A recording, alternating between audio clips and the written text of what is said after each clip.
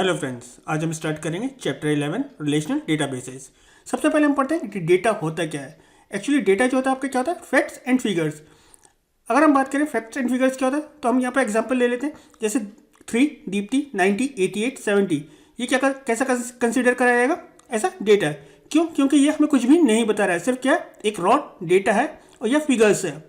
तो इन्फॉर्मेशन क्या होती है, जब भी हम इस डेटा को प्रोसेस करेंगे, दैट मीन्स अगर ये प्रोसेस डेटा होता तो ये क्या होती, इन्फॉर्मेशन होती।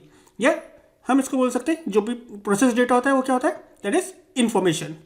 अगर हम कोई एक अलग से एग्जांपल लेते हैं तो उसमें क्या है, सपोज मैं लिखता हूँ 2, 2, तो ये क्या है, ये दो नंबर्स हैं, दैट मीन्स ये डेटा है।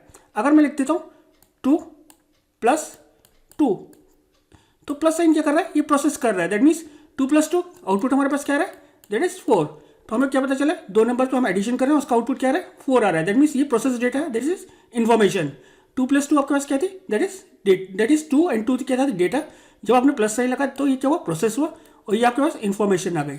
ऐसे ही यहाँ पर एग्जाम्पल में 3, Deepti, 90, 88, 70 is considered as data. ये क्या है, एक डेटा है। जब भी डेटा प्रोसेस हुआ तो हमें क्या, हमारे पास क्या रिजल्ट है, दैट इज इन्फॉर्मेशन।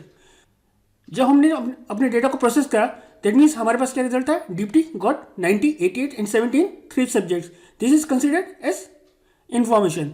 अब ये हमारे पास इन्फॉर्मेशन आ गई। अगर दीप्ति 70, 88, 70 जो था वो क्या था, एक डेटा था, क्योंकि उससे हम कोई भी मीनिंगफुल इन्फॉर्मेशन नहीं मिल रही थी। अब हमारे पास एक मीनिंगफुल इन्फॉर्मेशन आ गई, क्योंकि डेटा प्रोसेस्ड है, तो उस कंडीशन में ये क्या हो गया, इन्फॉर्मेशन। तो डेटा क्या होता है, collection of facts and figure, और इन्फॉर्मेशन क्या होती है, process data is known as information. Database होता क्या है, जो आपकी डिटेल इन्फॉर्मेशन होती है, दैट मीन्स डिटेल इन्फॉर्मेशन जो भी होगी वो क्या होगा, दैट मीन्स डेटा जो होगा डिटेल, उसको किस फॉर्म में स्टोर करेगा, रोज और कॉलम्स के फॉर्म्स में, टेबल में स्टोर करेगा। जो भी डेटा स्टोर होगा वो क्या होता है, इंडेक्स जो होता है, जिसके थ्रू हम क्या, दैट मीन्स जिसके थ्रू हम क्या करते हैं, अपने डेटा को बहुत ईजिली एसक्यूएल के थ्रू रिट्राइव कर लेते हैं, मॉडिफाई कर सकते हैं, अपडेट देन डिलीट कर सकते हैं। हम जो भी ऑपरेशन चाहेंगे उस डेटा पे बहुत ईजिली कर सकते हैं। आपका जो डेटा डेटाबेस के अंदर स्टोर होता है वो किस फॉर्म में स्टोर होता है, दैट मीन्स टेबल्स के फॉर्म में स्टोर होता है। जो आपके कॉलम्स होते हैं, दैट मीन्स ये जो आपके कॉलम्स हैं ये क्या है, फील्ड्स है, या फिर ये कॉलम्स कहलाएंगे, या फिर आप इनको एट्रीब्यूट्स भी बोल सकते हो, दैट मीन्स ये आपके टेबल के जो एट्रीब्यूट्स भी कहला सकते हैं। जो आपके कॉलम्स होंगे वो क्या कहलाएंगे, फील्ड्स, कॉलम्स या फिर एट्रीब्यूट्स। अगर मैं बात करूँ 2 माइनस अलग से 70, 80 एंड 85, ये आपका क्या है, डेटा है। अभी तक ये क्या है, सिर्फ डेटा, इंडिविजुअल डेटा। अगर मैं 2 माइनस 70, 80 और 85 पिक करूं तो ये क्या है, डेटा है। लेकिन जब ये एक रो बन जाती है, दैट मीन्स एक रो है, कंबाइंड डेटा क्या है, ये कंबाइंड हो गया, तो ये आपका क्या कहलाएगा, दैट इज रिकॉर्ड या फिर ट्यूपल। कि आपका क्या कहलाएगा नो, क्योंकि ये आपका इन्फॉर्मेटिव है कि आपका रोल नंबर 2 है, नेम माइनस है, मैथ मार्क्स इन इंग्लिश 70 है, मार्क्स इन हिंदी 80 है, marks in maths that is 85 है। तो आपका क्या बन गया, दैट इज रिकॉर्ड एंड, या फिर आप इसको क्या बोल सकते हो, ट्यूपल। तो आपको पता चल गया कि टेबल किस, आपकी जो टेबल होगी वो किस फॉर्म में होती है, दैट मीन्स उसके अंदर रोज होंगी, दैट मीन्स रिकॉर्ड्स होंगे, जिसको आप क्या बोलते हो, रिकॉर्ड्स बोलते हो रोज को, और वो क्या कहलाते हैं, दैट इज ट्यूबल्स भी कहलाती हैं या फिर रिकॉर्ड्स कहलाते हैं। जो आपके कॉलम्स होंगे वो क्या होंगे, फील्ड्स होंगे या फिर आपके एट्रीब्यूट्स होंगे उस टेबल के, दैट मीन्स उस फील्ड का एट्रीब्यूट होगा। ये एक रोल नंबर फील्ड है, इसके अंदर एक नेम फील्ड है, एक मार्क्स फील्ड है, एक हिंदी फील्ड है, एक मार्क्स इन मैथ्स फील्ड है। और आपका 2 माइनस 70, 80, 90 क्या है, दैट इज रिकॉर्ड है। और ये क्या है, सिर्फ 2 क्या है, इंडिविजुअल 2 क्या है, दैट इज डेटा, माइनस क्या है, डेटा है, 70 क्या है, डेटा है, 80 क्या है, डेटा है।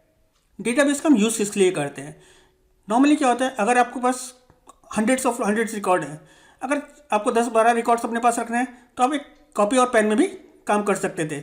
लेकिन आपके पास बहुत बड़ा डेटाबेस है, दैट मीन्स बहुत ज़्यादा रिकॉर्ड्स हैं और आपको उसको मेंटेन करना होता है, तो उस कंडीशन में आपको किसकी ज़रूरत पड़ेगी, डेटाबेस की ज़रूरत पड़ेगी। डेटाबेस क्या कर सकता है, आपका लार्ज नंबर ऑफ रिकॉर्ड्स बहुत ईजिली स्टोर करा सकता है। अब जब भी उसको किसी भी रिकॉर्ड को आपको सर्च करना होगा, उसको बहुत ईजिली आप किसी भी इंफॉर्मेशन को आप रिट्राइव कर सकते हो।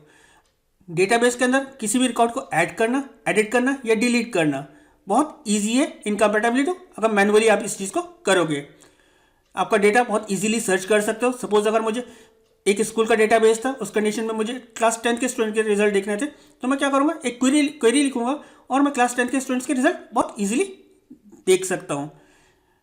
आप अपने डेटा को सॉर्ट कर सकते थे, दैट मीन्स असेंडिंग या डिसेंडिंग ऑर्डर में आप सॉर्ट कर सकते थे।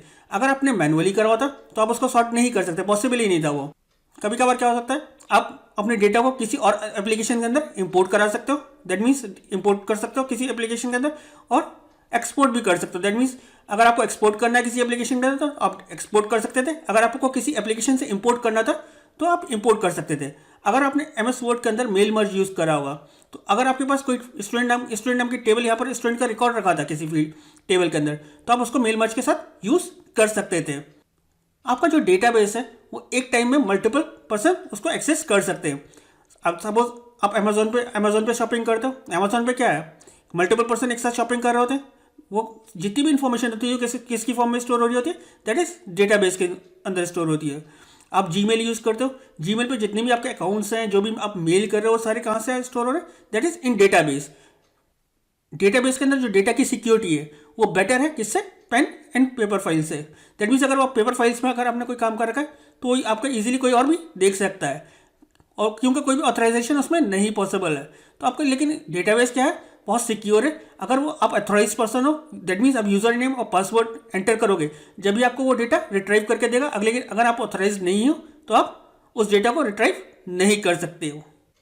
डेटाबेस का यूज़ क्या होता है, डेटाबेस क्या होता है, आपकी इन्फॉर्मेशन स्टोर करने के लिए काम में आता है, फिर उसको आप लेटर रिट्राइव कर सकते हो, मॉडिफाई कर सकते हो या फिर डिलीट कर सकते हो। हर ऑर्गेनाइजेशन का जो डेटाबेस होगा वो स्पेसिफिक और ऑर्गेनाइजेशन के अकॉर्डिंग डिज़ाइन किया गया होगा। अगर हम पुलिस स्टेशन के बारे में बात करें तो पुलिस स्टेशन का जो डेटाबेस होगा वो क्या होल्ड कर रहा होगा, क्रिमिनल का रिकॉर्ड्स होल्ड कर रहा होगा। अगर हम स्कूल के डेटाबेस के बारे में बात करें तो उस कंडीशन में क्या होगा, स्कूल का जो डेटाबेस होगा वो स्टूडेंट्स के इन्फॉर्मेशन के बारे में और टीचर्स के इन्फॉर्मेशन के बारे में रिकॉर्ड्स होल्ड कर रहा होगा। अगर किसी हॉस्पिटल के डेटाबेस के बारे में बात करें तो वो क्या कर रहा होगा, डॉक्टर्स और पेशेंट्स के रिकॉर्ड्स होल्ड कर रहा होगा। गवर्नमेंट का जो इनकम टैक्स डिपार्टमेंट है, अगर हम उसके बारे में बात करें तो वो क्या इन्फॉर्मेशन स्टोर कर रहा होगा, दैट मीन्स पीपल्स के इनकम टैक्स के बारे में, या इनकम टैक्स का पेमेंट या रिफंड जो भी करना होगा उसके बारे में इन्फॉर्मेशन स्टोर कर रहा होगा। अगर हम बैंक्स के बारे में बात करें तो क्या इन्फॉर्मेशन स्टोर कर रहा होगा, अपने क्लाइंट्स की इन्फॉर्मेशन स्टोर कर रहा होगा, और जो वो ट्रांजेक्शन्स कर रहे थे उसकी सारी इन्फॉर्मेशन उसके बैंक के डेटाबेस के अंदर स्टोर होगी। दैट मीन्स डेटाबेस क्या करता है, आपकी इन्फॉर्मेशन स्टोर करता है, और जो डेटाबेस होगा हर ऑर्गेनाइजेशन की स्पेसिफिक नीड्स के अकॉर्डिंग डिजाइन किया गया होता है। Advantages of database management system, database management system के हमारे पास बहुत सारे एडवांटेजेस होते हैं। और डेटाबेस मैनेजमेंट सिस्टम होता क्या है, एक सॉफ्टवेयर है जो क्या आपको अलाउ करता है कि आप डेटाबेस क्रिएट कर सको और उसको मेंटेन कर सको और उसको एक्सेस कर सको। डीबीएमएस के अंदर क्या पॉसिबल है कि आपका एंड यूजर जो है वो उसके अंदर रिकॉर्ड्स क्रिएट कर सकता है, रीड कर सकता है, अपडेट कर सकता है और डिलीट कर सकता है। दैट मीन्स एक एंड यूजर भी उसके अंदर डेटा इनपुट करा सकता है अकॉर्डिंग टू देयर नीड्स और अकॉर्डिंग टू देयर परमिशंस। जो उनको परमिशन होगी उसी के अकॉर्डिंग वो डेटा एंटर करा सकता है और उसी के अकॉर्डिंग उसको रिट्राइव कर सकता है। अगर हम डेटाबेस को कंपेयर करें फ्लैट फाइल सिस्टम के बारे में, दैट मीन्स CSV, अगर कोई CSV that is comma separated values file है, उसके अंदर अगर आप डेटा स्टोर कराते हो, उससे ज़्यादा एडवांटेजेस किसके अंदर देता है, डेटाबेस के अंदर।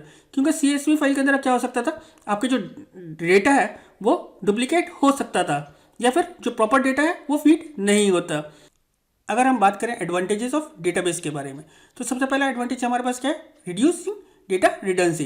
डेटा रिडेंसी का मतलब क्या है, अगर मैं फ्लैट फाइल सिस्टम में डेटा स्टोर करा रहा था तो उस कंडीशन में क्या था, सपोज मैं एक्सेल में करा रहा था, उस कंडीशन में क्या हुआ कि मैंने एक फाइल बनाई और आज डेटा स्टोर करा और मेरा कुलीग भी उस पर डेटा स्टोर कर रहा था, तो उसने एक रिकॉर्ड एंटर करा और उस सेम रिकॉर्ड मैं भी एंटर कर देता हूँ, तो वहाँ पर वो क्या हो रहा है, दैट मीन्स डेटा डुप्लीकेट भी हो रहा है।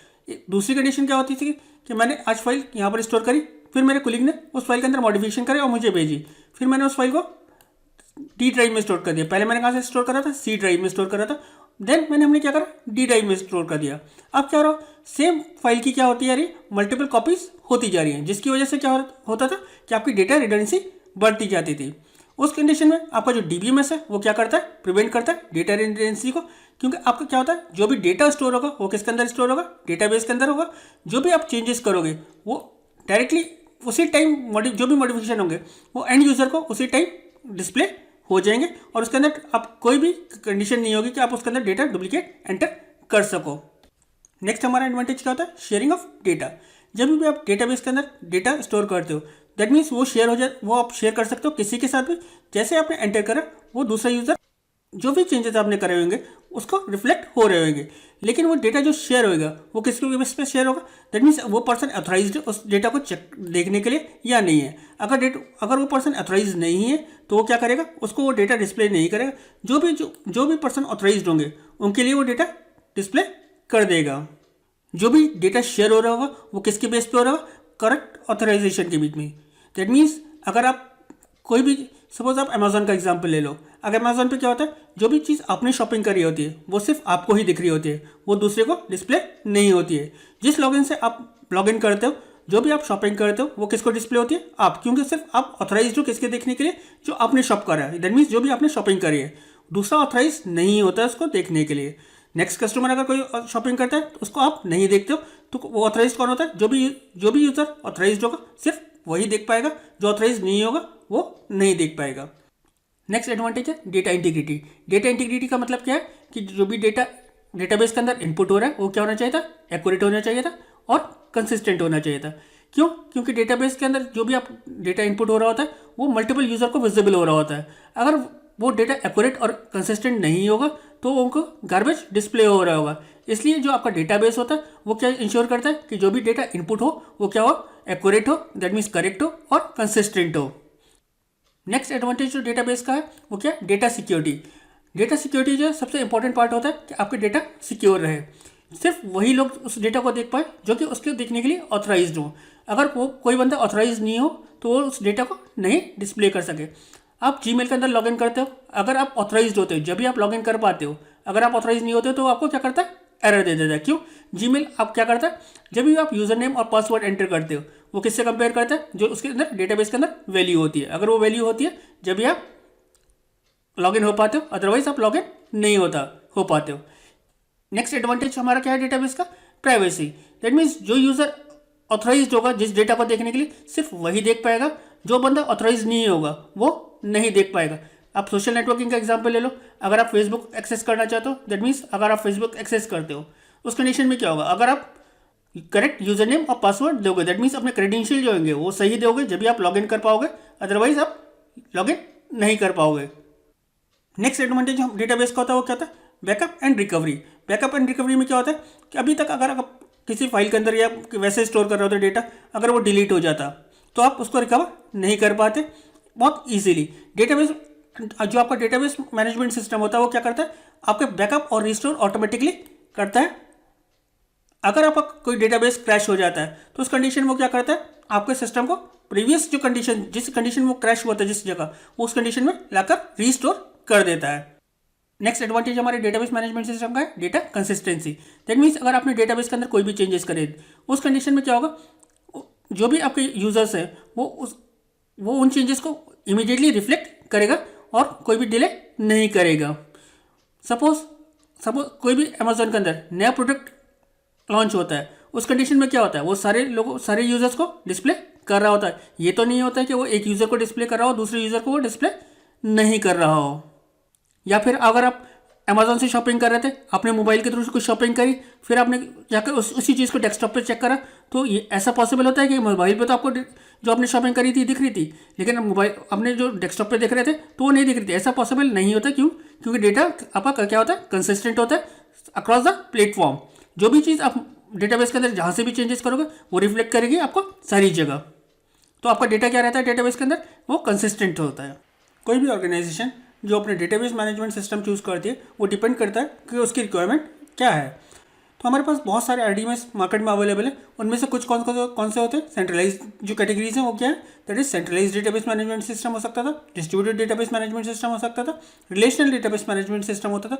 आजकल बहुत ज़्यादा यूज़ हो रहा है दैट इज क्लाउड डेटाबेस और ऑब्जेक्ट ओरिएंटेड डेटाबेस हो सकता था। आरडीएमएस क्या होता है, दैट मीन्स आरडीएमएस का मतलब क्या है, relational database management system.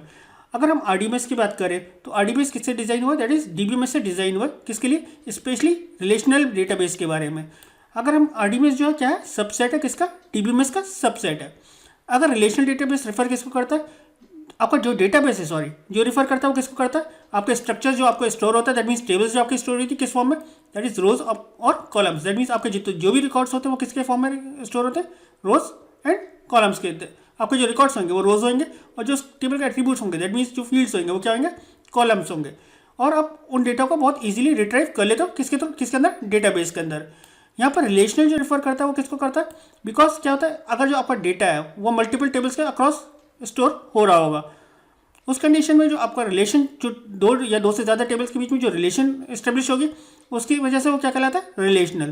That means हम जब रिलेशनल डेटाबेस के बारे में बात कर रहे होते हैं तो क्या कंडीशन होगी कि दो या दो से ज़्यादा टेबल के बारे में बात हो रही होगी, कि वो दो या दो से ज़्यादा टेबल्स के बीच में रिलेशन एस्टेब्लिश कर रही होगी। जब आप इस कंडीशन में फॉरेन की के बारे में पढ़ेंगे तो आपको पता चलेगा कि रिलेशंस होती क्या है और RDMS का एक्चुअल में काम क्या होता है जब रिलेशन एस्टेब्लिश होती है। थोड़ा सा एग्जांपल ले लेते हैं। सपोज आपने एक आईडी बनाई थी किस पर, दैट इज अमेजोन पर। ये आपकी कस्टमर आईडी हो गई, सपोज ये एक कस्टमर आईडी थी और यहाँ आपका नाम हो गया। जब आप शॉपिंग करते हो तो आप शॉपिंग क्या करते हो, मल्टीपल आइटम्स की शॉपिंग करते हो, तो उस कंडीशन में वो इस टेबल के अंदर स्टोर नहीं होगी। ये सपोज कौन सी टेबल थी, कस्टमर, और एक टेबल वहाँ पर क्या होगी, that is orders. Orders table के अंदर क्या होगा, यहाँ पर भी आपका एक कस्टमर आईडी होगी, यहाँ पर आइटम्स होंगे और यहाँ पर आपका टोटल होगा सपोज। तो उस कंडीशन में क्या होगा, सपोज आपने कोई आइटम खरीदा, यहाँ पर एक किसने खरीदा, कस्टमर आईडी जिसकी 1 थी, अगेन खरीदा कस्टमर आईडी 1 वाले ने, देन अगेन किसी ने खरीदा जिसकी कस्टमर आईडी 2 थी। तो अब इन दोनों टेबल्स के बीच में क्या था, रिलेशन था। ये क्या हो गया, दैट इज RDBMS था। बहुत सारे आपके एग्जाम्पल्स हैं RDBMS के। वो क्या होते हैं, जैसे कौन कौन से सॉफ्टवेयर आपके RDBMS होते हैं, जो Oracle है वो क्या है, एक RDBMS है। देन आपका MySQL है, वो एक RDBMS है। SQL सर्वर है माइक्रोसॉफ्ट का, दैट इज RDBMS है। IBM DB2 है, वो क्या है, RDBMS है। आपके एग्जाम में ये क्वेश्चन जरूर आ सकता है कि आप 2 या 2 से 3 RDBMS के नाम लिखो। तो आप किसका लिख सकते हो, MySQL का लिख सकते हो, MySQL सर्वर का लिख सकते हो, Oracle का लिख सकते हो, IBM DB2 का लिख सकते हो, क्योंकि लास्ट ईयर के पेपर में ये क्वेश्चन आया था। एक क्वेश्चन और आता है कि RDBMS के एडवांटेजेस के बारे में। वो क्वेश्चन जो आता है वो तकरीबन 5 मार्क्स का आता है, और ये जो क्वेश्चन आता है ये 1 मार्क्स का या 2 मार्क्स का आता है। उम्मीद करता हूँ आपको डेटाबेस का बेसिक कॉन्सेप्ट क्लियर हो गया होगा। फिर भी अगर कोई डाउट हो तो प्लीज़ कमेंट सेक्शन में लिखिए, मैं कोशिश करूँगा आपके डाउट्स को क्लियर करने की और आपके कमेंट्स का रिप्लाई करने की। Thank you.